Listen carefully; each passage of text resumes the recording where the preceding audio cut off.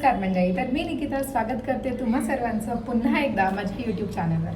तर सगळ्यात पहिलं मला तुम्हा सर्वांना खूप खूप थँक्यू म्हणायचं आहे, कारण परवाच आपले 2000 सबस्क्रायबर्स कंप्लीट झालेले आहेत आणि हे सर्व तुमच्या आशीर्वाद आणि सपोर्टशिवाय अजिबात पॉसिबल नव्हतं. सो खरंच खूप खूप मनापासून धन्यवाद तुम्हा सर्वांना. तर आजचा ब्लॉग आपण का बनवतोय, तर परवा जो 2000 सबस्क्रायबर्सचा टप्पा माझा कंप्लीट झाला तेव्हा खूप दोन क्यूट आणि स्पेशल गोष्टी माझ्या आयुष्यात घडल्या, ज्या मला तुम्हा सर्वांसोबत शेअर कराव्याशा वाटतात आणि हेच रिझन आहे आजच्या ब्लॉगचं. तर जेव्हा माझे 1990 सबस्क्रायबर्स झाले, माझं कॉन्स्टंटली लक्ष माझ्या फोनमध्ये होतं, because I was very excited माझे 2000 सबस्क्रायबर्स कधी कंप्लीट होते.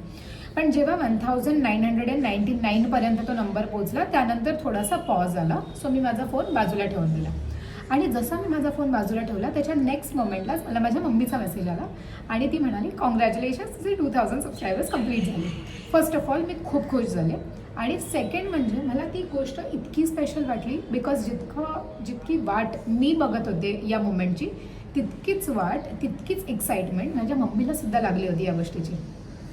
सो तिची रोजची जी काही कामं आहेत त्याच्यामधून वेळ काढून तिने तो फोनमध्ये त्या गोष्टीवरती लक्ष ठेवलं. ही गोष्ट मला खरंच खूप स्पेशल वाटली. आणि नंबर 2 म्हणजे दुपारी साधारण 4च्या आसपास माझे 2000 सबस्क्रायबर्स कंप्लीट झाले. सो संध्याकाळी 6 वाजता सासूबाईंनी म्हणजेच माझ्या आईनी माझ्यासाठी चॉकलेट आणलं. सो मला पहिलं कळलंच नाही म्हणजे हे चॉकलेट का आणलं आहे. तर मग शी वॉज लाईक की तुझे 2000 सबस्क्रायबर्स कंप्लीट झाले ना, त्यासाठी हे चॉकलेट आहे.